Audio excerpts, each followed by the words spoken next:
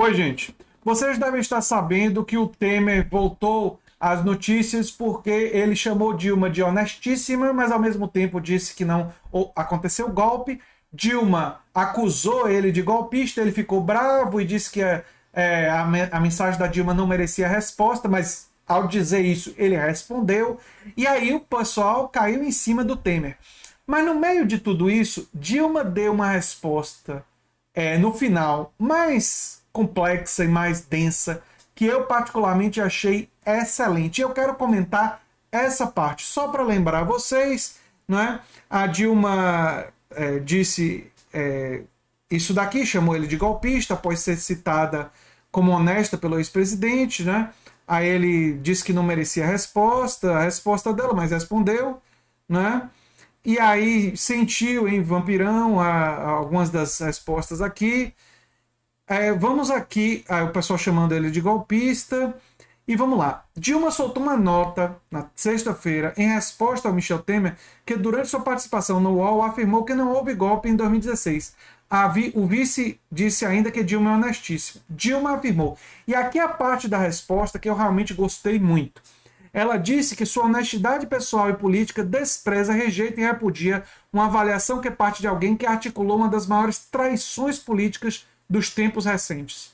Para ela, é de todo inócuo afirmar que não houve um golpe, pois esse personagem se ofereceu como vice-presidente por 2 vezes e assim sabia por 2 vezes qual era o programa político das chapas vitoriosas que foram eleitas em 2010 e 2014. E prossegue. As provas materiais da traição política estão expressas na PEC do teto de gastos, na chamada reforma trabalhista e na aprovação do PPI, para os quais não tinha mandato. Nenhum desses projetos estavam em nossos compromissos eleitorais, pelo contrário, eram com eles contraditórios. Trata-se assim de traição ao voto popular que o elegeu por 2 vezes. Essa resposta da Dilma, essa parte daqui, é absolutamente brilhante. E eu quero falar com vocês sobre isso. E é excelente que ela tenha respondido isso. Dessa maneira. Temer foi o vice de Dilma. Foi eleito junto com ela.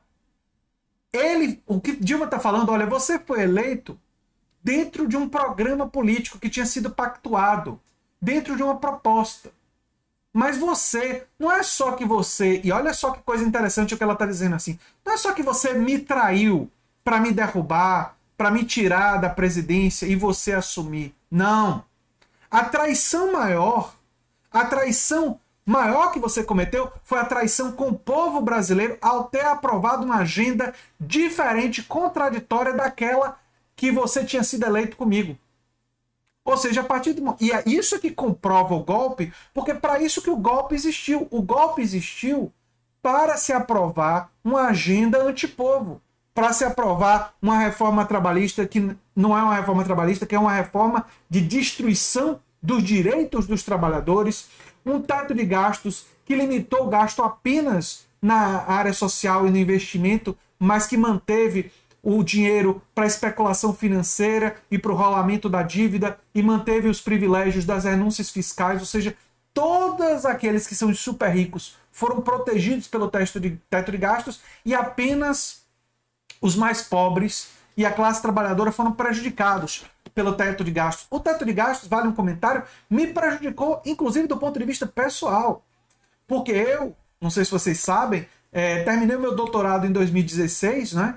E depois que eu terminei meu doutorado, não teve mais nenhum tipo de concurso, porque justamente o teto de gastos praticamente eliminou a maioria dos concursos e expansão do setor público, né? Então eu fui uma das pessoas que fui prejudicado por isso, né? Esse foi um dos fatores até que me levou para o YouTube, né? Como alternativa diante da ausência de concursos, né? Então, a agenda ultraliberal, a agenda antipovo que o Temer desenvolveu na sua gestão depois do golpe, foi uma agenda para a qual ele não tinha sido eleito, mas foi uma agenda pela qual o golpe jurídico parlamentar existiu. A Dilma foi derrubada fundamentalmente para que mais e mais reformas a favor do grande capital, a favor da especulação financeira, a favor dos mais ricos, fossem aprovadas. A quem interessava destruir direitos trabalhistas? Ao grande empresariado. A quem interessava limitar os gastos públicos com educação, saúde, segurança? Ao grande empresariado. Quem é que se beneficia de cortes no SUS? Os planos de saúde, que podem criar planos de saúde populares e assim tentar seduzir a classe média baixa a pagar um valor que não protege ele de nada, mas que enriquece e que compra mansões para os executivos dos planos de saúde, que potencializem muito a lucratividade desses planos. Então, o golpe, ele existiu, ele foi feito, não foi só para colocar o Temer no poder e para tirar a Dilma. Esse é um fator até menor.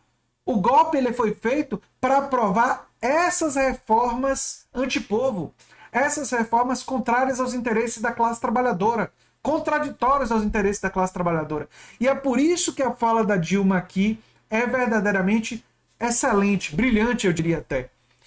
E corretíssima, uma análise perfeita. A traição maior do Temer e daqueles que apoiaram o golpe e daqueles que formaram o governo golpista, a traição maior é a traição ao voto do povo brasileiro. Porque o povo brasileiro, quando elegeu Dilma em 2014, elegeu ela com um programa. E o programa que foi eleito, do qual o Michel Temer fazia parte e era vice, era um programa contraditório com essas políticas. Não era um programa que defendia esse tipo de reforma com essa natureza. No entanto, assim que a Dilma foi retirada do poder, foi essa agenda que foi implementada. Foi essa agenda que foi implementada. Uma agenda contrária aos interesses da classe trabalhadora. Então a Dilma está coberta de razão e eu achei essa manifestação dela verdadeiramente brilhante, excelente, corretíssima e me parece cada vez mais claro que muitas dessas coisas, em um eventual governo petista, vai existir uma pressão, pelo menos de algumas forças, para que elas sejam revertidas, né? E isso é, a meu ver, muito positivo, né? Porque esse tipo de coisa tem que ser revertido, né? Se não for revertido, fica até muita concessão aos interesses do grande capital. E aí isso coloca a gente, toda a militância, né? Nós, os militantes de esquerda, independentemente do partido político que nós preferimos, uma tarefa de pressionar para que um eventual governo progressista, sendo eleito, reverta isso e que faça reformas a favor da classe trabalhadora e dos mais pobres. E se não fizer, se não tiver esse compromisso, em nós vão encontrar críticos.